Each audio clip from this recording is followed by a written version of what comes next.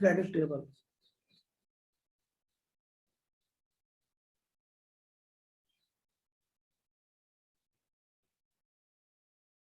Predictable अपनी history है। Predictable मतलब इसको हम लोग शॉर्टकट में पीटी बोलेंगे। प्रेडिक्टेबल सभी को प्रेडिक्टेबल याद भी है, प्रेडिक्टेबल मैंने याद भी कराया था, प्रेडिक्टेबल की हिस्ट्री हमने देख लिया। आज हम लोग क्या पढ़ेंगे, जो मेन मुद्दा है वो हम डायरेक्ट वहीं से पढ़ाना शुरू कर रहे हैं। हिस्ट्री में मैं बार बार कह रहा हूँ अपलोड कर दूंगा, है ना। तो प्रेडिक्टेबल में बच्चों जो हम लोग पढ़ने वाले हैं वह है प्रेडिक्टेबल में हम लोग पढ़ेंगे प्रेडिक्ट प्रॉपर्टीज। हम लोग पढ़ेंगे जिसका नाम है वह है प्रेडिक्ट प्रॉपर्टीज।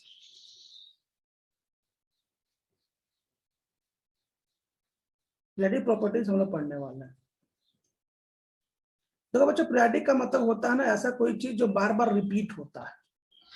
प्रेडिक्ट का कोई भी मतलब होता है ऐसा कोई भी चीज जो बार बार रिपीट होता है, उसे प्रेडिक्ट कहते हैं। जैसे मान लो कि 5 बजे अगर मेरी क्लास हमेशा होती है तो अगले 5 बजे फिर से मेरी क्लास होगी, तो ये एक प्रेडिक्ट प्रॉपर्टी है। केमिस्ट्री की क्लास चलना एक प्रेडिक्ट प्रॉपर्टी, मतलब ऐसी प्रॉपर्टी जो एक फिक्स इंटरवल के बाद बार बार रिवीजन हो, उसको दोहराया जाए, उसे प्रेडिक्ट प्रॉपर्टीज कहते हैं।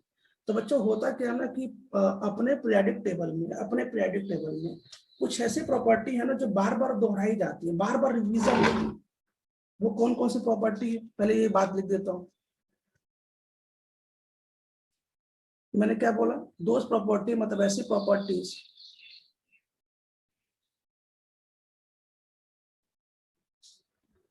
प्रॉपर्टीज जो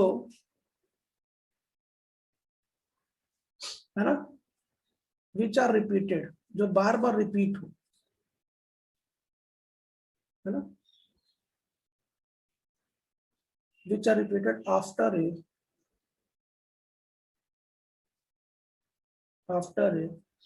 रेगुलर इंटरवल।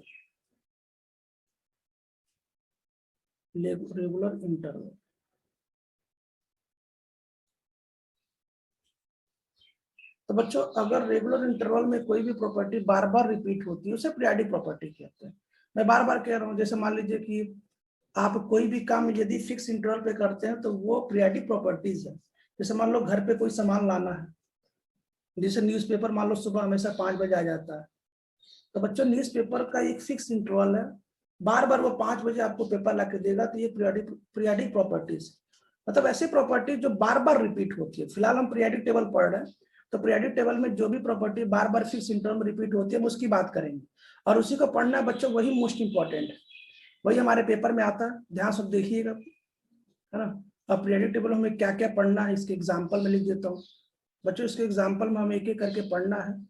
सबसे पहला जो सबसे इंपॉर्टेंट एग्जाम्पल है जिसका नाम है जेड इफेक्टिव। जेड इफेक्टिव क्या होता है आपको अच्छे से पता है, आप अच्छे से जानते हैं जेड इफेक्टिव क्या है। दूसरा हमें जो पढ़ना है उसका नाम है बच्चों एटॉमिक रेडियस।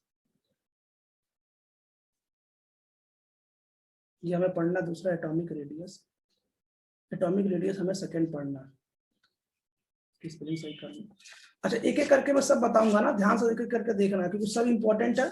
अभी शुरुआत में देखो, मानता हूँ शुरुआत में थोड़ा समय लगेगा, लेकिन बच्चों आप इसको पढ़ लेंगे ना तो हमारा पूरा P block, S block, D block वो अच्छे समाप्त हो जाएगा। Atomic radius. और बच्चों जो तीसरा जो टॉपिक है एटॉमिक रेडियस के बाद हम लोग तुरंत पढ़ेंगे जिसका नाम है आयोनाइजेशन एनर्जी। आपने समय सुना होगा, जिसका नाम है आयोनाइजेशन एनर्जी। आयोनाइजेशन एनर्जी बच्चों कुछ जगह इसको आयोनाइजेशन पोटेंशियल के नाम से भी जाना जाता है, आईपी। हाँ तो ये बात ध्यान रखिएगा। उसके बाद बच्चों इलेक्ट्रॉन एफिनिटी ईए, मैं ऐसा लिख रहा हूँ मैं, इलेक्ट्रॉन एफिनिटी। उसके बाद इलेक्ट्रोनेगेटिविटी ईएन। बच्चों ये जैसे पढ़ लेंगे तो ये पीरियोडिक टेबल समाप्त हो जाएगा, और पीरियोडिक टेबल से मान के चलें कि 2 क्वेश्चन आपको मिलेगा, है ना। ये हमारा एक एक करके पढ़ना है बच्चों। ये एक ऐसी प्रॉपर्टी है ना पीरियोडिक टेबल में जो बार बार रिपीट होती है। जेड इफेक्ट भी बार बार रिपीट होती है। आपको पता ना एटॉमिक रेडियस इधर से इधर जाने पे मान लो बढ़ता है, सॉरी इधर से जाने पे मान लो घटता है, इधर से जाने पे बढ़ता है, तो फिर दोबारा घूम के जाओगे ना फिर से प्रॉपर्टी रिपीट होगी। एक फिक्स इंटरवल के बाद जैसे घूमेंगे ना ये प्रॉपर्टी बार बार रिपीट होगी, कम होगा बढ़ेगा, कम होगा बढ़ेगा। खैर आप इसकी स्क्रीनशॉट ले लीजिए ताकि मैं जेड इफेक्ट शुरू करूं।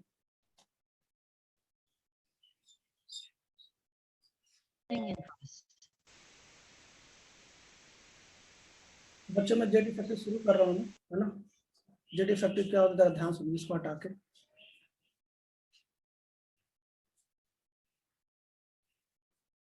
तो हमारा टॉपिक है जेड इफेक्टिव किसे कहते हैं।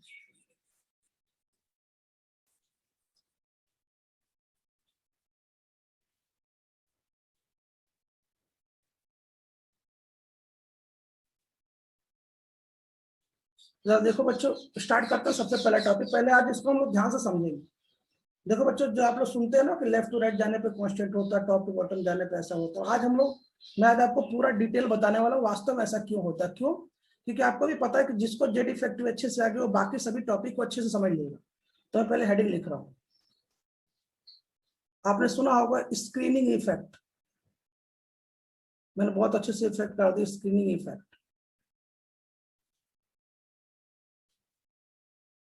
स्क्रीनिंग इफेक्ट मतलब सिग्मा, है ना। और आपको पढ़ना है effective nuclear charge. Effective nuclear charge याद करो, मैंने बताया था कि इसको इफेक्टिव न्यूक्लियर चार्ज क्यों कहते हैं।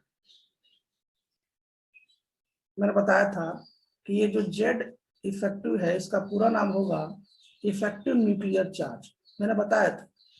तो सबसे पहले मुझे एक क्वेश्चन का जवाब दे दो, न्यूक्लियस पे चार्ज किसके कारण आता है? प्रोटॉन के कारण। प्रोटॉन के कारण। बच्चों, न्यूक्लियस पे जो चार्ज होता है वो प्रोटॉन का। एक बार फिर सुन लीजिए, ये हमारा न्यूक्लियस है, ये बाहर हमारा सेल है, इसमें इलेक्ट्रॉन चक्कर लगाता है, ये बाहर हमारा सेल है, इसमें इलेक्ट्रॉन चक्कर लगाता है। ये जो न्यूक्लियस है ना बच्चों, ये जो न्यूक्लियस है, इस न्यूक्लियस में क्या होता है जरा मुझे बता दो। इस न्यूक्लियस में न्यूट्रॉन और क्या होता है, प्रोटॉन होता है ना। बच्चों, न्यूट्रॉन पे जो चार्ज होता है वो 0 होता है और प्रोटॉन पे जो चार्ज होता है वो पॉजिटिव होता है। तो टोटल जो न्यूक्लियस पे चार्ज होता है वो पॉजिटिव होता है, लेकिन न्यूक्लियस पे चार्ज जो पॉजिटिव आता है वो प्रोटॉन के कारण आता है। ना तो ठीक है, कोई दिक्कत नहीं है, ये तो छोटे बच्चों जानते हैं। मैंने क्या बोला, न्यूक्लियस पे चार्ज किसके कारण आता है, प्रोटॉन के कारण आता है। मतलब प्रोटॉन के कारण न्यूक्लियस पे प्लस चार्ज आता है, ठीक है। प्रोटॉन के कारण न्यूक्लियस पे पॉजिटिव चार्ज आता है। और बाहर बच्चों इलेक्ट्रॉन है, इलेक्ट्रॉन प्रोटॉन मिलके हो जाते हैं न्यूट्रल, तो टोटल एटम क्या होता है, उदासीन होता है। ये नियम है, ठीक है। अब बच्चों मुझे एक बात बताओ, एटॉमिक नंबर को किससे दिखाया जाता है? एटॉमिक नंबर जेड से। और एटॉमिक नंबर हमेशा किसके बराबर होता है? नंबर ऑफ प्रोटॉन के। बच्चों, एटॉमिक नंबर हमेशा नंबर ऑफ प्रोटॉन के बराबर तो पक्का ही होगा। तो नंबर ऑफ प्रोटॉन, देखो बच्चों, नंबर ऑफ प्रोटॉन को क्या बोलते हैं, जेड। इसका मतलब ये हुआ कि नंबर ऑफ प्रोटॉन को जेड बोलते हैं। सही बात है, नंबर ऑफ प्रोटॉन को जेड बोलते हैं। और इसी प्रोटॉन के कारण चार्ज आता है। तो जरा देखो, न्यूक्लियर पे चार्ज किसके कारण आता है, जेड के कारण। न्यूक्लियर चार्ज मतलब न्यूक्लियस पे चार्ज, न्यूक्लियस पे चार्ज मतलब जेड। भाई नंबर ऑफ प्रोटॉन जेड के तो बराबर होता है, तो न्यूक्लियस पर चार्ज बोलूं या प्रोटॉन बोलूं या जेड बोलूं, बात बराबर है। और इसके आगे मैंने क्या लिख दिया, इफेक्टिव। इसका मतलब क्या हुआ, इफेक्टिव न्यूक्लियर चार्ज। अब देखो, हमें जेड तो समझ में आ गया। जेड क्या है सर, जेड आपके न्यूक्लियस पे चार्ज। जेड क्या है, जेड आपका न्यूक्लियस पे चार्ज है, न्यूक्लियस पर चार्ज। जेड हमारा न्यूक्लियस पे चार्ज। न्यूक्लियस पर चार्ज क्या होता है, पॉजिटिव होता है। किसके कारण आता है, प्रोटॉन के कारण आता है। बार बार लिख रहा हूं, प्रोटॉन किसके बराबर होता है, एटॉमिक नंबर के बराबर होता है। इसलिए मैंने यहाँ पे जेड लिख दिया। तो मुझे पूरा उम्मीद है कि आपको इफेक्ट किसे कहते हैं बच्चों, ये न्यूक्लियस है, ध्यान देखना। ये न्यूक्लियस के बाद ये बच्चों है, ये है 2 इलेक्ट्रॉन।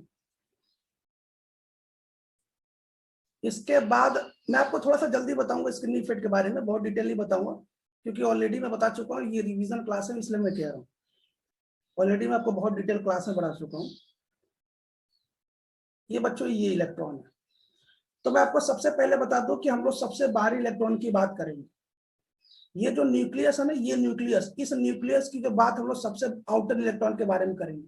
याद रखिएगा, सबसे आउटर इलेक्ट्रॉन के बारे में बात कर रहा हूं।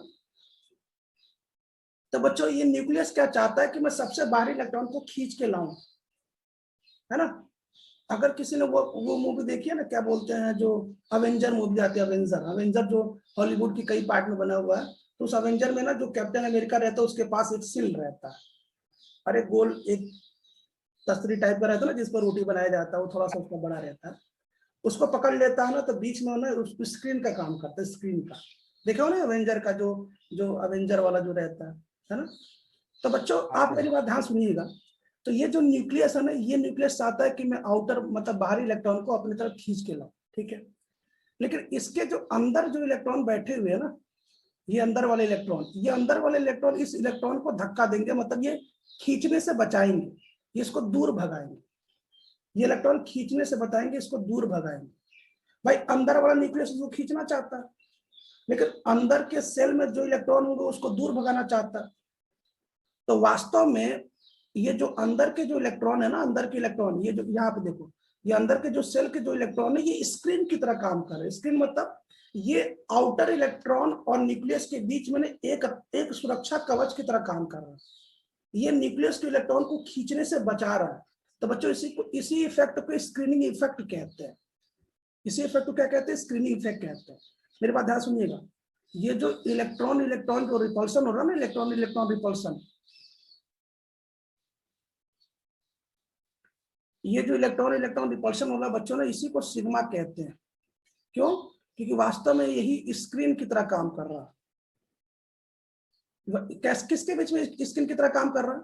जैसे बच्चों यहाँ पे इलेक्ट्रॉन है, सॉरी न्यूक्लियस है, और यहाँ इलेक्ट्रॉन है। अब न्यूक्लियस चाहता है कि मैं इस इलेक्ट्रॉन को खींच लूं, लेकिन बच्चों बीच में कोई इसको रोकने वाला है।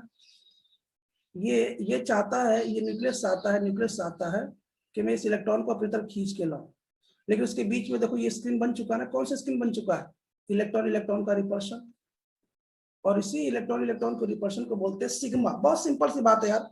जैसे मान लो, सपोज मान लो कि मैं यहाँ से बैठे बैठे किसी को खींचूं, किसी स्टूडेंट को खींचूं, मतलब मैं न्यूक्लियस हूं, किसी स्टूडेंट को खींचूंगा तो मैं न्यूक्लियस का जो चार्ज लगेगा मैं उसकी बात कर रहा हूँ, लेकिन बीच में अगर जो भी स्टूडेंट होंगे वो उसको खींचने से बचाएंगे, तो स्टूडेंट क्या काम करेंगे? स्क्रीन का काम करेंगे। स्क्रीन मतलब हमारे और आउटर इलेक्ट्रॉन के बीच में उनको रोकने का काम करेंगे। इसी को बच्चों सिग्मा कहते हैं, और इसी इफेक्ट को स्क्रीनिंग इफेक्ट कहते हैं। ठीक है, अब आगे सुनिए जरा, होगा क्या, जरा ध्यान सुनिएगा। तो प्रश्न ये है कि सर अब अच्छा, जरा एक बार और देखो, जरा एक बार जरा और बना देता हूँ। जैसे बच्चों मान लो ये न्यूक्लियस है, ध्यान से सुनना, और मान लो न्यूक्लियस के बाद ये हमारा पहला सेल है, और यहाँ मैंने एक इलेक्ट्रॉन बना दिया। अब ये न्यूक्लियस जब इलेक्ट्रॉन को खींचेगा ना बच्चों, तो बीच में कोई रुकावट नहीं है। बीच में कोई, देखो बीच में कोई सेल है क्या? नहीं। तो ये इलेक्ट्रॉन को आराम से पूरी खींचेगा। पूरा खींचेगा मतलब क्या हुआ? इसके पास जो न्यूक्लियर चार्ज है ना, इसके पास जो जेड है ना, जेड न्यूक्लियर जो चार्ज है ना, वो 100% इस इलेक्ट्रॉन पे लगाएंगे।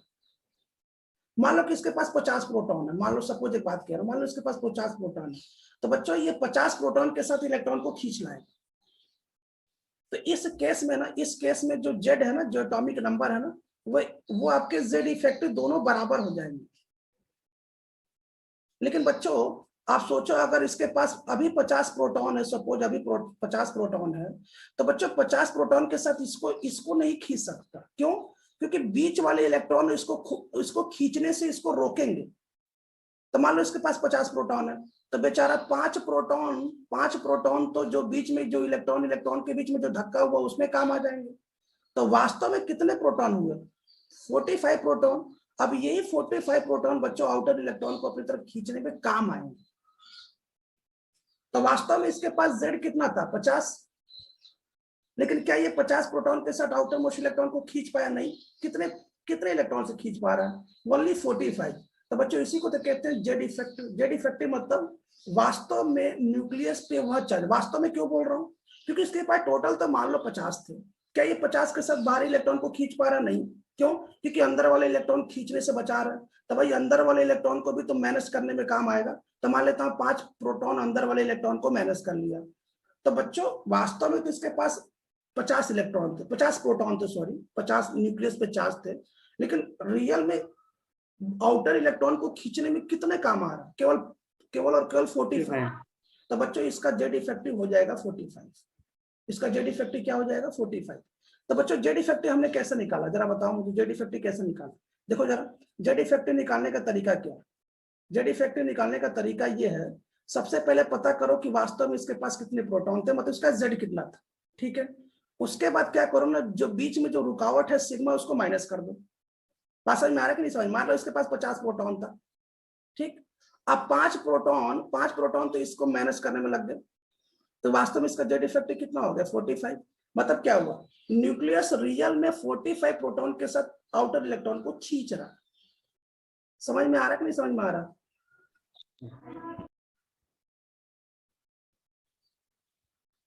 हेलो, हाँ सर। तो जरा एक बार फिर सुन लीजिए बच्चों, ध्यान सुन लीजिए। जेड इफेक्टिव का मतलब क्या होता है? जेड इफेक्टिव का मतलब होता है वह रियल में प्रोटॉन, वह वास्तव में प्रोटॉन, वह वास्तव में नंबर ऑफ प्रोटॉन जिसका इफेक्ट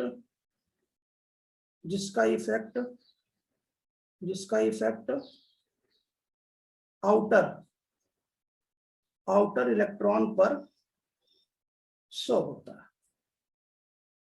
समझ गए आप लोग? उसे जेड इफेक्टिव कहते हैं। अगर हमसे कोई पूछे जेड किसे कहते हैं, तो जेड क्या बोलेंगे? टोटल नंबर ऑफ प्रोटॉन, मतलब टोटल नंबर ऑफ प्रोटॉन कितने थे। और जेड इफेक्टिव किसे कहते हैं? वास्तव में वह प्रोटॉन जो आउटर मोस्ट शेल पर लगता है। क्यों? क्योंकि आउटर मोस्ट इलेक्ट्रॉन पे पूरे 50 के 50 प्रोटॉन नहीं लग पाएगा, कुछ ना कुछ प्रोटॉन कम लगेगा। वो बीच वाला जो रिपल्शन है ना इलेक्ट्रॉन इलेक्ट्रॉन के बीच में, उसको मैनेज करने में लग जाएगा। सिग्मा क्या है? तो सिग्मा वह इलेक्ट्रॉन है जो आउटर मोस्ट इलेक्ट्रॉन और न्यूक्लियस के बीच में लगता है, जिससे आउटर मोस्ट इलेक्ट्रॉन और न्यूक्लियस एक दूसरे को खींचने में थोड़ा सा मतलब कठिनाई होती है, उसे वो सिग्मा है। तो बच्चों जरा हम बात करते हैं कि जेड इफेक्टिव कैसे कैलकुलेट करते हैं। मुझे उम्मीद है कि आपको ये बातें समझ में आई होंगी। मैं तो ऐसे जेड इफेक्टिव मैंने 50 ले लिया है। अच्छा ये जरा देखो, ये कौन सा सिस्टम है? ये सिंगल इलेक्ट्रॉन सिस्टम है, सिंगल इलेक्ट्रॉन सिस्टम। बच्चों सिंगल इलेक्ट्रॉन सिस्टम में ना जेड इफेक्टिव और जेड दोनों की वैल्यू बराबर होती है। इसका मतलब जेड इफेक्टिव कब शो होगा? जेड इफेक्टिव सब शो होगा जब हमारे पास इलेक्ट्रॉन एक से ज्यादा हो, मल्टी इलेक्ट्रॉन सिस्टम हो, एक से ज्यादा इलेक्ट्रॉन होंगे ना, तभी जाके हमें जेड इफेक्टिव की बात समझ में आएगी।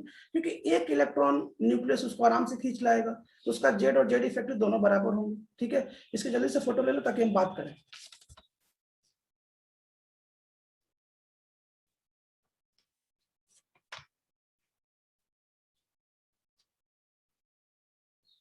ठीक है,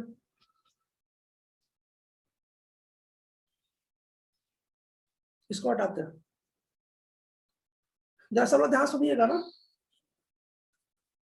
बच्चों। ये बातें तो मैं प्रेडिक्टेबल में आपको बहुत पहले समझा चुका हूँ, लिखा भी चुका हूँ, लेकिन आज मैं कुछ आपको नया बातें सिखाना चाहिए। 1 मिनट में ये कट हो जाएगा, दोबारा ऐड हो जाना। सबसे पहले मुझे बताओ सिग्मा क्या होता है? सिग्मा पता है सिग्मा क्या है? बोलो। Starter constant. Yes, Slater's constant. Slater एक साइंटिस्ट, उन्होंने एक कांस्टेंट बताया था। ठीक है, अब मुझे एक बात बताओ, मान लो मैं आपसे एक क्वेश्चन पूछ रहा हूँ, मुझे जेड इफेक्टिव पता करना है। तो जेड इफेक्टिव पता करने में हमें प्रॉब्लम कहाँ हो रही है? क्या सबको जेड पता होता है? भाई जेड तो सबको पता है। हेलो, जेड सबको पता है ना? हाँ। अगर कहीं से सिग्मा कैलकुलेट करना कोई सिखा दे, तो मैं यहाँ पे सिग्मा की वैल्यू रखूंगा और हम जेड निकाल सकते हैं। क्या आपको क्वेश्चन समझ में आ रहा है मैं क्या कह रहा हूँ? मैं आपको ये बताना चाहता हूँ बच्चों कि देखो जेड सबका पता है, हाइड्रोजन का जेड पता है, लिथियम का पता है, हीलियम का पता है। बच्चों हेडिंग क्या है? हेडिंग है स्लेटर साहब ने एक नियम बनाया है ना, स्लेटर्स रूल। स्लेटर रूल्स क्या है? किसको कैलकुलेट करने के लिए? To calculate sigma. सिग्मा मैं कैलकुलेट करके बता देता हूँ किसमें कितने इलेक्ट्रॉन रोकने में काम आते हैं, तो आपको तुरंत आंसर मिल जाएगा। ठीक है, तो पहले जरा इतनी स्क्रीनशॉट ले लीजिए ताकि मैं रूल शुरू कर दूं। अब मैं रूल शुरू कर रहा हूँ, अगर सबको ध्यान सुनिएगा। देखो आपको अच्छे से पता है कि अगर कहीं भी सिंगल इलेक्ट्रॉन हो तो वहां पे जेड इफेक्टिव को कोई बात ही नहीं आएगी। क्यों भाई? सिंगल इलेक्ट्रॉन में जेड और जेड इफेक्टिव दोनों बराबर होते हैं ना। अभी तो बताया मैंने सिंगल इलेक्ट्रॉन के बारे में। तो देखो रूल नंबर फर्स्ट, रूल देखो क्या रूल क्या है कि अगर कभी भी आपको सिंगल इलेक्ट्रॉन दिख जाए, जैसे hydrogen, for single electron, for single electron कोई भी स्पीसीज दिख जाए तो बच्चों उसके लिए जो सिग्मा होती है उसकी वैल्यू 0 होती है। 0 क्यों? क्योंकि बीच में कोई इलेक्ट्रॉन तो है ही नहीं। डायरेक्ट न्यूक्लियस खींच लाएगा तो बीच में इलेक्ट्रॉन नहीं है तो सिग्मा तो आएगा नहीं। भाई एक बात सुन लीजिए, सिग्मा कब आएगा? सिग्मा तब आएगा जब यहाँ पे न्यूक्लियस हो और आप इस इलेक्ट्रॉन को खींचना चाहते हो, और बच्चों बीच में एक सेल हो जहां पे इलेक्ट्रॉन पहले से अवेलेबल है। ये तो ये इलेक्ट्रॉन इसको धक्का देकर दूर भगाएगा नहीं भगाया? देखो दूर भगा रहा है, ये इसको खींचना चाहता है, तब यहाँ पर सिग्मा आएगा। लेकिन बीच में कुछ है ही नहीं, बीच में कुछ नहीं है, केवल इलेक्ट्रॉन है, तो क्या इसमें सिग्मा आएगा? क्या नहीं आएगा, ये डायरेक्ट खींच ले जाएगा अपने इलेक्ट्रॉन। तब देखिए एक एक करके रूल समझे ना, पहला सुनो जरा। इसके लिए एग्जांपल क्या है? एग्जांपल है बच्चों He प्लस हीलियम प्लस, याद रखना इसके लिए सिग्मा की वैल्यू 0 आती है, Li+2 etc।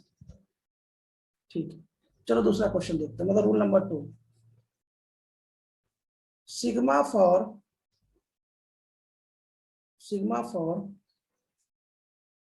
2 electron species, 2 electron species, मतलब 2 इलेक्ट्रॉन स्पीसीज के लिए सिग्मा की वैल्यू होती है 0.30। बच्चों ये स्लेटर रूल है, आपको रूल मानना पड़ेगा और कोई तरीका नहीं। मैंने क्या बोला, 1 इलेक्ट्रॉन के लिए सिग्मा तो होता ही नहीं है, 2 इलेक्ट्रॉन के लिए सिग्मा स्लेटर कांस्टेंट की जो वैल्यू होती है बच्चों 0.30 होती है।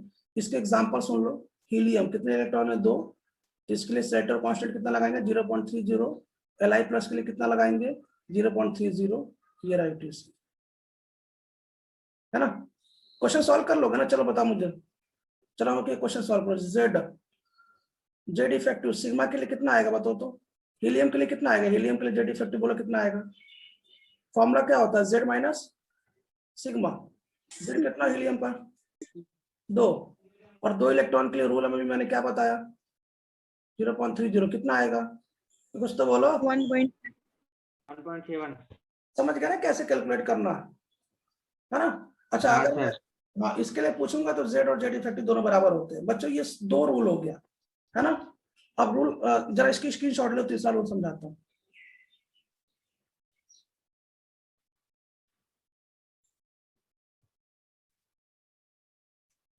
इसको बताता हूँ ना, इसको हटा रहा हूं मैं। तो बच्चों 1 इलेक्ट्रॉन के लिए 0 होता है, 2 इलेक्ट्रॉन के लिए 0.30 होता है, और इसके बाद का रूल सुन लो, उसके बाद समाप्त हो गया मामला। कैसे जरा देखो। तो बच्चों रूल नंबर 3 क्या होता है कि ऐसा स्पीसीज जिसके पास 3 इलेक्ट्रॉन हो या 3 से ज्यादा इलेक्ट्रॉन हो, ऐसा स्पीसीज जिसके पास जो इलेक्ट्रॉन हो वो 3 हो या 3 से ज्यादा हो। तो बच्चों इसमें क्या नियम है, जरा ध्यान सुनिएगा। इसमें नियम क्या है? नियम ये है कि अब इसमें हम क्या चेक करेंगे, जैसे 3 इलेक्ट्रॉन मतलब 4 हो, 5 हो, 6 हो, 7 हो, 8 हो, 9 हो, 10 हो। तो इसके लिए नियम क्या है? नियम ये है कि सबसे पहले nth सेल चेक करो। nth सेल, nth सेल समझते हैं ना, सबसे बाहरी सेल है ना। nth सेल के एक इलेक्ट्रॉन के लिए, nth सेल के एक इलेक्ट्रॉन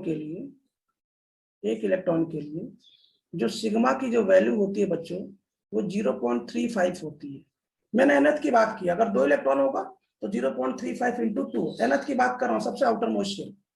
इसका दूसरा रूल क्या है कि n-1 सेल समझ रहा ना। अगर nth सेल 4 है तो बच्चों n-1 सेल 3 होगा।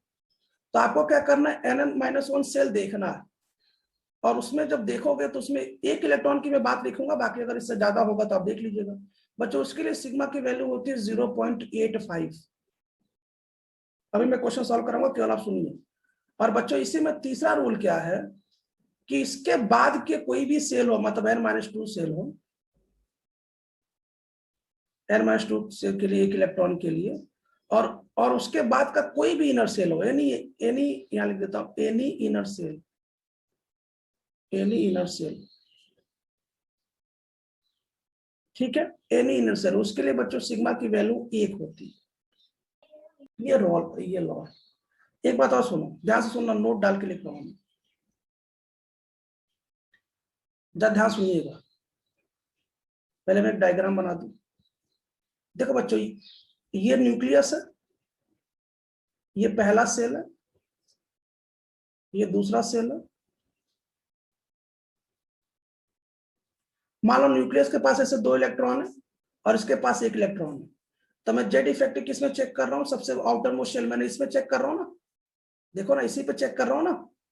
तो बच्चों ऐसे आप जिस पे जेड इफेक्टिव चेक कर रहा हूँ, मतलब जिसके लिए सिग्मा निकालना चाहते हो, मेरी बात सुनो, मैं यहाँ पे लिख रहा हूँ, मैं यहाँ पे जैसे लिख रहा हूँ, इस इलेक्ट्रॉन के लिए, इस इलेक्ट्रॉन के लिए, है ना, इस इलेक्ट्रॉन के लिए हमें सिग्मा क्या करना, हमें सिग्मा फाइंड करना है भाई। जिस इलेक्ट्रॉन के आउटर मोस्ट शेल पे फोर्स लगेगा उसके लिए सिग्मा फाइंड करना है ना। तो ऐसा कहा जाता है ना कि इसके लिए सिग्मा की जो वैल्यू होनी है, sigma of testing electron, sigma of testing electron मतलब जिस इलेक्ट्रॉन के लिए आप टेस्ट कर रहे हैं, निकाल रहे हैं बच्चों, उसके लिए उसकी वैल्यू 0 होती है। मतलब हमें इस इलेक्ट्रॉन के लिए 0 सिग्मा लेके चलना। समझ नहीं पा रहे हो यार? जिस इलेक्ट्रॉन जैसे जो सबसे वैसे सबसे आउटर मोस्ट शेल इलेक्ट्रॉन के लिए ही विचार किया जाता है। जैसे ये न्यूक्लियस है और सबसे आउटर मोस्ट शेल है, इन्हीं के बीच में हम लोग अट्रैक्शन चेक कर रहे हैं। तो बच्चों जो सिग्मा होता है उसके अंदर वाले इलेक्ट्रॉन के लिए ही गिना जाता है। क्यों? क्योंकि जिस इलेक्ट्रॉन के लिए निकाल लो उसके लिए सिग्मा की वैल्यू नहीं चेक कर सकते भाई। मैं जिसको खींच रहा हूं वो तो अट्रैक्शन नहीं लगाएगा ना, वो तो अट्रैक्शन नहीं लगाएगा। तो अंदर के जो स्टूडेंट होंगे ना, हमें उन्हीं के लिए सिग्मा चेक करना है। तो जरा इसकी स्क्रीनशॉट ले लो, आप क्वेश्चन चालू करते हैं। क्वेश्चन ये 0.85 से लिख देता हूँ, ठीक है। चलो हम क्वेश्चन स्टार्ट करते हैं। एक क्वेश्चन कराता हूं मैं, एक क्वेश्चन मैं कराऊंगा, एक क्वेश्चन आपको करना। ध्यान से एक बार देख लीजिएगा। देखो एनएस सेल के लिए 0.35, n-1 के लिए 0.85 और बच्चों n-2 के लिए, उसके बाद सभी के लिए 1, और जिस इलेक्ट्रॉन के लिए टेस्ट करेंगे टेस्ट इलेक्ट्रॉन के लिए 0। चलो शुरू करते हैं, इसको हटा रहा हूं मैं।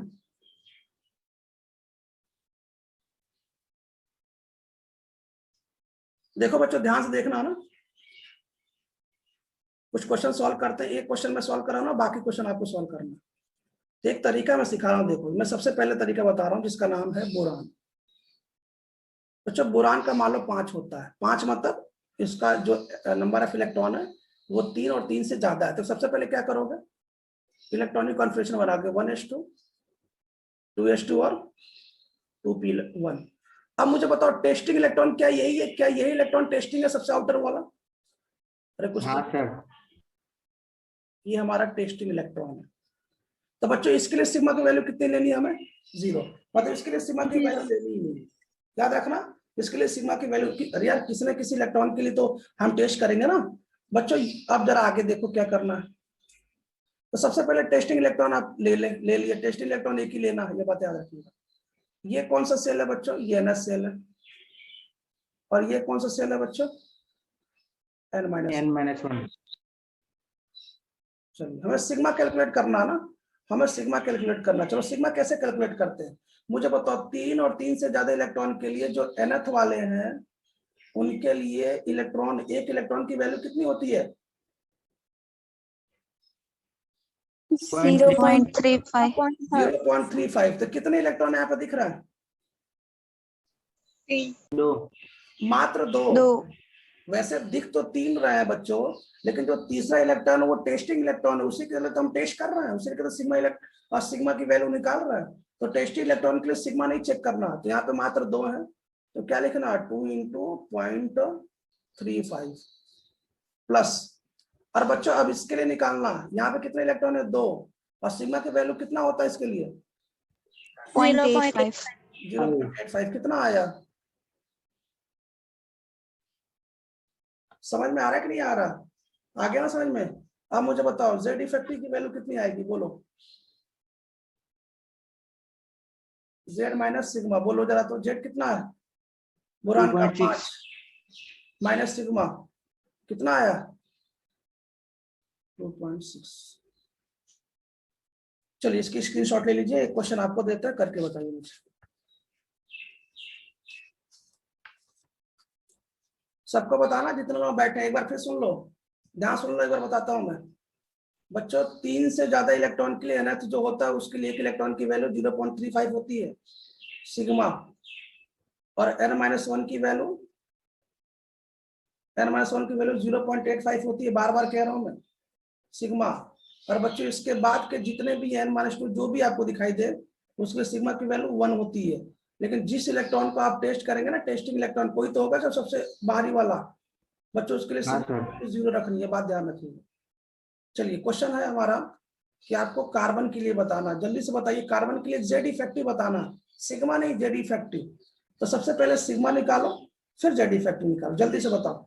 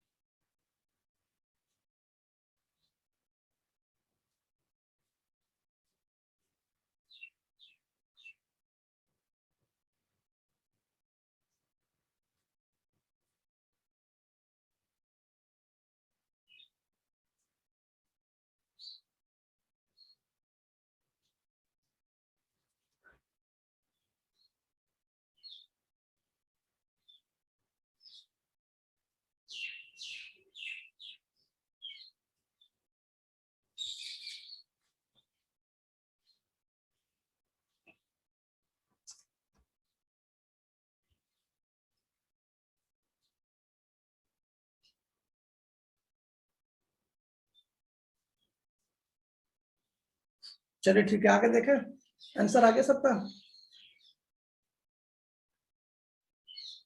हाँ। ठीक, इसकी स्क्रीनशॉट ले लीजिए, मैंने वैसे सॉल्व कर दिया, फिर भी ले लीजिए। बच्चों NH सेल में आपको 4 इलेक्ट्रॉन है, लेकिन एक इलेक्ट्रॉन टेस्टिंग इलेक्ट्रॉन होगा ना, तो टेस्टिंग इलेक्ट्रॉन के लिए सिग्मा लेना नहीं है, तो बचेगा कितना 3, और 3 के लिए 0.35, उसके अंदर बचेगा 2, उसके लिए ऐसा करेंगे। तो मुझे उम्मीद है कि आप क्वेश्चन सॉल्व तो कर लेंगे। एक दो और दे देता हूँ जो आपके लिए होमवर्क है, मैं इसको हटा कर होमवर्क देता हूँ, बाकी हम काम की बातें शुरू करते हैं क्योंकि समय नहीं है ना।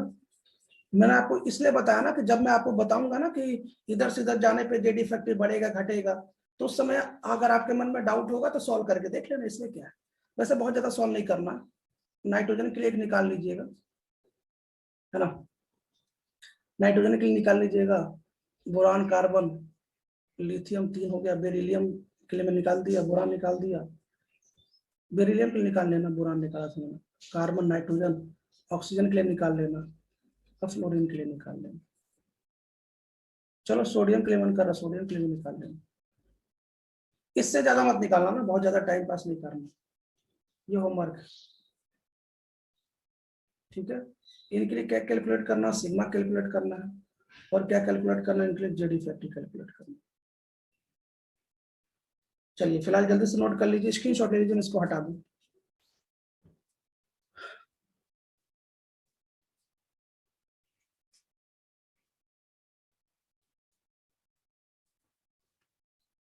इसको हटाओ, हटा देते हैं। हाँ सर। ठीक, बच्चों मैं एक क्वेश्चन पूछना, जरा मुझे कोई बताएगा। मेरा क्वेश्चन ये है कि नॉर्मल एलिमेंट्स किसे कहते हैं।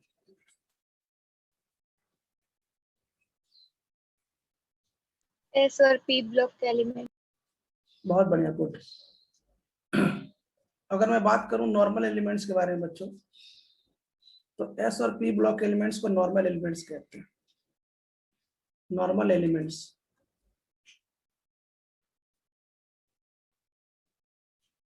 रेडिक टेबल में एस ब्लॉक और पी ब्लॉक एलिमेंट्स को नॉर्मल एलिमेंट्स कहते हैं, ठीक है। अब मुझे एक क्वेश्चन का जवाब दो, जरा ध्यान सुनना, मैं नॉर्मल एलिमेंट्स की बात कर रहा हूं, मैं नॉर्मल एलिमेंट्स की बात कर रहा हूं। मुझे क्वेश्चन का जवाब दो, अभी मैंने क्वेश्चन सॉल्व किया जिसका नाम है बोरान, और अभी मैंने क्वेश्चन सॉल्व किया बोरान और कार्बन, मैं बताना चाहता हूँ कि ये सेकेंड पीरियड के एलिमेंट्स है, पी ब्लॉक में पाए जाते हैं। सबसे पहले मुझे बताओ क्या ये नॉर्मल एलिमेंट्स है कि नहीं, पहले इतना बताओ। हाँ। ठीक, नॉर्मल हाँ। एलिमेंट। ओके ओके ठीक है बच्चों, इसके लिए मैं जेड इफेक्टिव पूछना चाहता हूँ। अभी बेरिलियम सॉरी अभी बोरान के लिए जेड इफेक्टिव मैंने निकाला था, कितना आया था?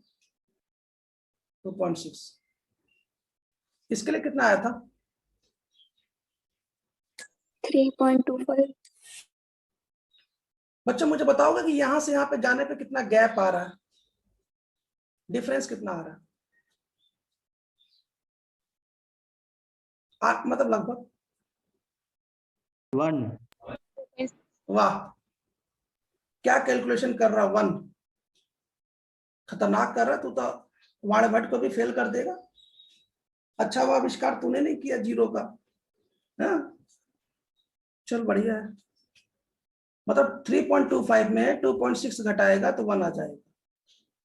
सही है लाल, कोई बात नहीं, आगे देखते हैं। तो बच्चों मैं आपको बताना चाहता हूं कि नॉर्मल एलिमेंट्स में जब आप आगे बढ़ते हैं ना, ध्यान सुनिएगा, मैं क्या बताना चाहता हूं कि बच्चों जब कभी आप नॉर्मल एलिमेंट्स की बात करते हैं, फॉर नॉर्मल एलिमेंट्स, जब नॉर्मल एलिमेंट्स की बात करते हैं लेफ्ट टू राइट, तो जो जेड इफेक्टिव होता है बच्चों ना, वो ऑलमोस्ट, मतलब मैं लगभग की बात कर रहा हूं, जो जेड इफेक्टिव होता है बच्चों ना, जेड इफेक्टिव increases by 0.65। कैसे? ऑन, ये क्या हम लोग लेफ्ट टू राइट जा रहे हैं, left to right, yes. On moving मतलब लेफ्ट टू राइट मूव करने पे, on moving left to right.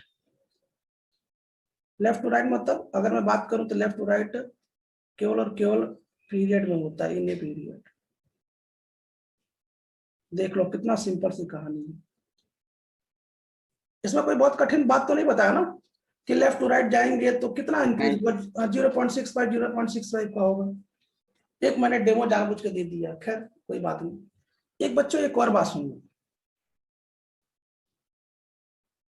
ये अभी काम आने वाला जो बताने वाला हूँ, ये सब काम आएगा ना, अभी ये सब चीजें है ना, अभी आगे चल के काम आने वाला। दूसरी बात क्या है कि बच्चों जेड इफेक्टिव ना, जेड इफेक्टिव इंक्रीज हो जाता है। अगर किसी का मन में डाउट हो तो वो निकाल के देख लेगा, इसलिए मैंने कैलकुलेशन सिखा दिया है। या तो आप वैल्यू को डायरेक्ट याद कर लीजिए, अगर आपके मन में डाउट हो निकाल के देख लेना। Z effective increases by 0.90। Z effective 0.90 से इंक्रीज कर जाता है, कब? ये तब इंक्रीज कर जाता है बच्चों, देखो ये बीमारी फिर से आ गई, अपने आप एम लिख रहा है, देखो अपने आप काम ही कर रहा है। जब बोलूंगा तब तो काम नहीं करेगा, अपने आप कर रहा है काम, देखो चला, ये तो चला। क्या ना इस प्याज में, इस पे पता नहीं क्या रख दिया मैंने एम वाले बटन पे, तो बेचारा वो ऐसे कैसे ही रह गया। खैर कोई बात नहीं, कुछ हैवी चीज रख दिया था ना, तो बटन नीचे ही चला गया। खैर, तो जेड इफेक्टिव इंक्रीजेस बाय 0.90 कब होगा? ये तब होगा बच्चों जब आप मूव करेंगे, moving from second to third. Second to third समझते हैं ना, सेकेंड पीरियड के एलिमेंट्स है, उसके बाद थर्ड जैसे आएंगे, है ना। थर्ड कहां से, मतलब सोडियम की बात कर रहा हूं ना, third, second to third period.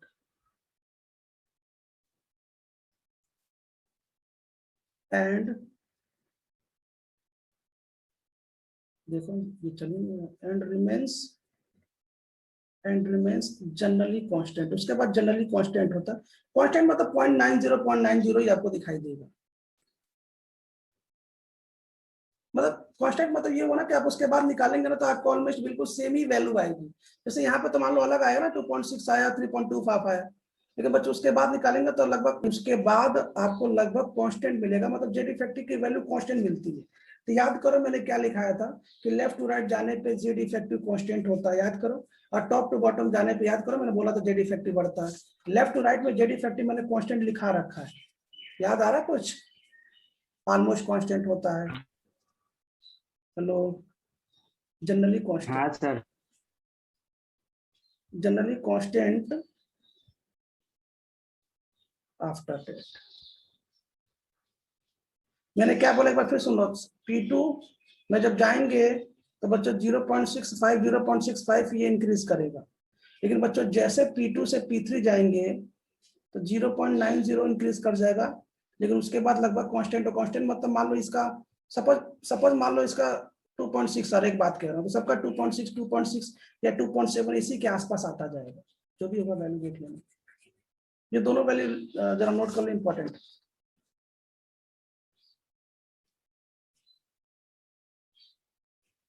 तो बच्चों ये मैंने नॉर्मल एलिमेंट्स की बात बताई है ना, नॉर्मल एलिमेंट्स की कहानी बताई है मैंने, ठीक है, इसको हटा रहा हूं मैं, नॉर्मल एलिमेंट्स के बारे में बता दिया मैंने। इसके बाद जरा मेरी बात सुन लीजिए, इसके बाद क्या बात है, इसके बाद बच्चों जो तीसरी जो इंपॉर्टेंट बात है ना, सी लिख देता हूं, कि यदि हम डी ब्लॉक में लेफ्ट टू राइट मूव करते हैं, तो बच्चों इसमें जनरली मतलब थोड़ा इधर उधर हो सकता है, जनरली ये 0.15 इंक्रीज करता है जेड इफेक्टिव। मैं जेड इफेक्टिव की बात कर रहा हूँ, जब जेड इफेक्टिव इसका निकालेंगे ना तो जेड इफेक्टिव 0.15 इंक्रीज्ड है ना, जब आप डी ब्लॉक में मूव करेंगे, ठीक है। अब जरा एक बात और सुन लीजिए, मैं जेड इफेक्टिव के बारे में आज बता रहा हूँ क्योंकि जेड इफेक्टिव बहुत इंपॉर्टेंट है। बच्चे एक बार फिर सुन लीजिए, जैसे मुझे एक बात बताए, ध्यान सुनिएगा, मैं लिख रहा हूँ ये लेफ्ट टू राइट और ये लिख रहा हूँ टॉप टू बॉटम। मुझे एक बात बताइए, लेफ्ट टू राइट में क्या नंबर ऑफ इलेक्ट्रॉन बढ़ते हैं? कुछ आना बोलिए। हाँ सर। और बच्चों जब नंबर ऑफ इलेक्ट्रॉन बढ़ेंगे तो क्या सिग्मा बढ़ेगा? सिग्मा कैसे? हाँ क्योंकि इलेक्ट्रॉन रिपल्शन को ही क्या कहते हैं,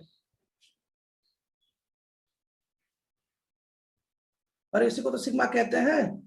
तो जितना ज्यादा इलेक्ट्रॉन हाँ होगा सर। उतना रिपल्शन होगा उतना सिग्मा बढ़ेगा। चलो ठीक है, अब मुझे टॉप टू बॉटम बताइए, क्या टॉप टू बॉटम बढ़ने पे भी नंबर ऑफ इलेक्ट्रॉन बढ़ते हैं?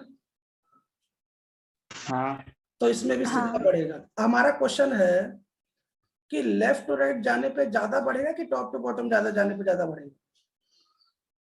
Top to bottom. Top to bottom. Yes, top to bottom ज्यादा पे जाना पड़ता है। क्यों? क्योंकि टॉप टू बॉटम बच्चों आप पीरियड क्रॉस करते हो, सॉरी ग्रुप क्रॉस करते हो, जैसे सेकंड से थर्ड डायरेक्ट आ जाते हो, और लेफ्ट टू राइट में तो आपको पता ही है कि एटॉमिक नंबर बढ़ते हो। तो ये बच्चों इसकी स्क्रीनशॉट लीजिए जल्दी से फास्ट।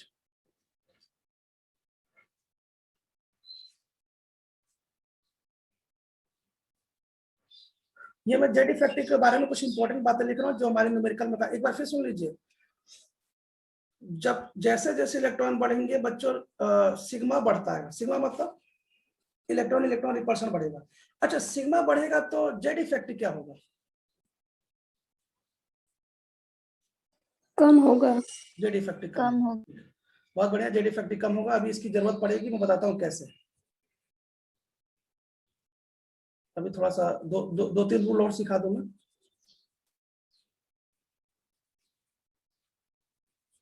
या दो तीन रूल और देख लीजिए बच्चों, दो तीन रूल और क्या है, ज्यादा हम जो जेड इफेक्टिव पढ़ने जा रहे हैं बच्चों, जेड इफेक्टिव फॉर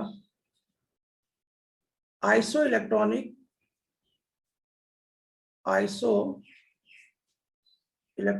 स्पीसीज। बच्चों आइसो इलेक्ट्रॉनिक स्पीसीज के लिए हम जेड इफेक्टिव सीखने जा रहे हैं, है ना। एंड आयंस, ठीक है, ऑफ सेम एलिमेंट्स, उसी एलिमेंट्स के आयन के बारे में बात सीखने जा रहे हैं। याद रखिएगा ये सब काम आने वाला है रेडियस और में। अब जरा देखो जरा, सबसे पहले क्वेश्चन क्या है कि हम सबसे पहले बात करने जा रहे हैं फॉर आइसो इलेक्ट्रॉनिक। हम आइसो इलेक्ट्रॉनिक की बात करने जा रहे हैं, आइसो इलेक्ट्रॉनिक स्पीसीज मतलब जिसमें number of electron same same हो। तो उसमें जरा देखिए जरा उसमें क्या होता है। पहले आप कंसेप्ट समझेंगे ना, कंसेप्ट। पहले मान लो मैं O2 माइनस ले लूं, तो इसमें भी कितने इलेक्ट्रॉन है, 10 इलेक्ट्रॉन है। F माइनस, इसमें भी 10 इलेक्ट्रॉन है। नियॉन में तो 10 इलेक्ट्रॉन होता ही है। अगर मैं सोडियम की बात करूं तो इसमें 11 होते हैं, 1 प्लस कर दिया तो 10 हो गया फिर से। अगर मैं Mg की बात करूं तो ऐसा हो गया। तो बच्चों मुझे एक बात बता दो, पहले मुझे एक क्वेश्चन का जवाब दो। लेफ्ट टू राइट जाने पे क्या नंबर ऑफ इलेक्ट्रॉन सेम है? हाँ सर। हाँ। नंबर ऑफ इलेक्ट्रॉन सेम है। तो जब नंबर ऑफ इलेक्ट्रॉन सेम है तो सिग्मा क्या होगा, पहले ये बताओ सिग्मा क्या होगा?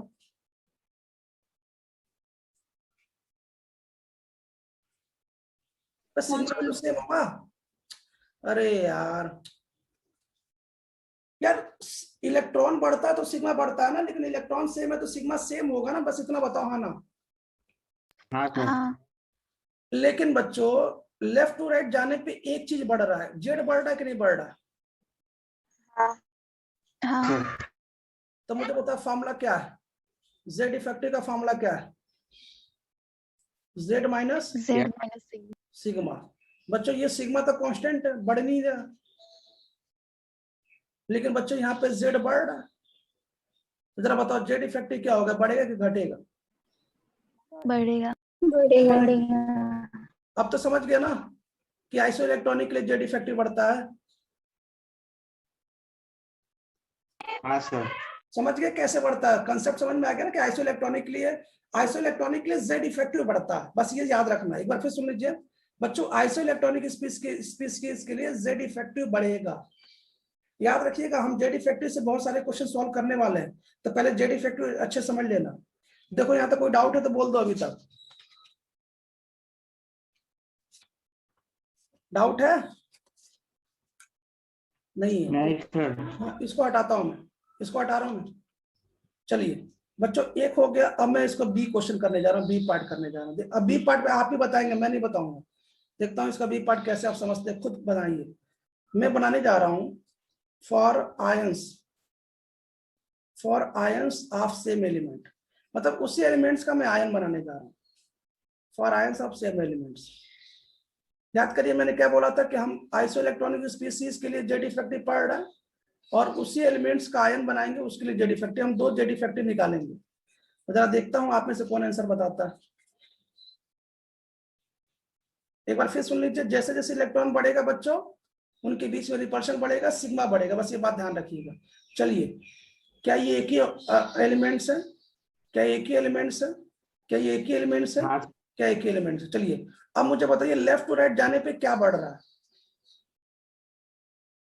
इलेक्ट्रॉन इलेक्ट्रॉन बढ़ रहा है, क्या बात है। कम हो रहा है। लेफ्ट टू राइट जाने पे जेड क्या है, सेम है, सेम। लेकिन नंबर ऑफ इलेक्ट्रॉन क्या होना बोलो तो? कम। कम हो रहा है, तो सिग्मा क्या होगा?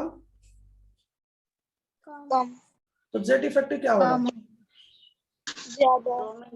बच्चों जेड इफेक्टिव ज्यादा हो जाएगा, ज्यादा क्यों हो जाएगा जरा मुझे बताओ। जेड इफेक्टिव का फॉर्मूला क्या होता है?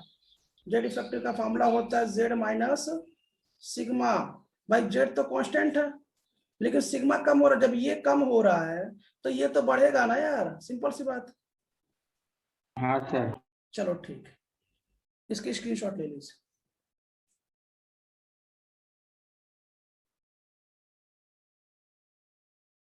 कुछ बातें समझ में आ रही है कि समझ में आ रही है? हाँ सर। ठीक, इसको हटा रहा हूं मैं, एक बात फिर लिख देता हूँ। क्या बातें लिख रहा हूँ ध्यान सुनो बच्चों। इसका मतलब ये होगा कि जो जेड इफेक्टिव होता है ना, जो जेड इफेक्टिव होता है बच्चों, ध्यान सुनिएगा। अगर आपको पॉजिटिव, मैं इसी के बारे में लिख रहा हूँ, इसी के बारे में, अगर आपको पॉजिटिव चार्ज मिले ना, तो पॉजिटिव चार्ज मिलने से ना बच्चों जेड इफेक्टिव बढ़ता है। सही बात है, देखो मैंने बढ़ रहा है कि नहीं बढ़ रहा है। लेकिन बच्चों यदि नेगेटिव चार्ज मिले तो जेड इफेक्टिव कम होता है। लेकिन मैं फिर कहना चाहता हूं कि ये फॉर्मूला कब अप्लाई है, ये फॉर्मूला कब अप्लाई है जरा बताओ तो। सेम एलिमेंट क्या है? या सेम एलिमेंट्स के आयन हो तो। जरा देखो, पहले मैं इसको हटा रहा हूँ ना, ये हटा, इसको मैं हटा रहा हूँ बच्चों। ये फॉर्मूला 2 ही जगह अप्लाई है, ये फॉर्मूला 2 ही जगह अप्लाई है। 2 जगह अप्लाई कहाँ कहाँ देख लो। ये फॉर्मूला दो जगह अप्लाई है। कौन जगह अप्लाई है? पहला तो यहाँ पे अभी जो बताया मैंने, क्या, आइसो इलेक्ट्रॉनिक स्पीसीज, और दूसरा है आयंस ऑफ सेम एलिमेंट्स। दो के अलावा तीसरा जगह कहीं लगा मत देना ना। एक बार फिर सुन लीजिए, ये इंपॉर्टेंट फॉर्मूला आगे चल के काम आने वाला है, स्क्रीनशॉट ले लीजिए। तो बच्चे मुझे बताओ, अगर मैं किसी क्वेश्चन के लिए पूछूंगा सिग्मा तो कर लोगे ना बिना सोचे? सिग्मा क्या होगा, जेड इफेक्टिव क्या होगा, कोई भी क्वेश्चन हो मतलब कंसेप्ट लगा लोगे ना। कंसेप्ट मतलब जेड इफेक्टिव बराबर जेड माइनस सिग्मा। तो जरा चेक कर लेना जेड बढ़ रहा कि नहीं बढ़ रहा, सिग्मा बढ़ रहा कि नहीं बढ़ रहा। देखो बच्चों, सिग्मा नहीं इलेक्ट्रॉन पे डिपेंड करता, जैसे जैसे इलेक्ट्रॉन बोलेगा ना वैसे वैसे इलेक्ट्रॉन के बीच में रिपल्शन बढ़ेगा, और जितना रिपल्शन बढ़ेगा उतना सिग्मा बढ़ता है। तो बच्चों आप इतनी स्क्रीनशॉट ले लीजिए, इसके बाद जो कहानी है वो हम लोग कल पढ़ेंगे।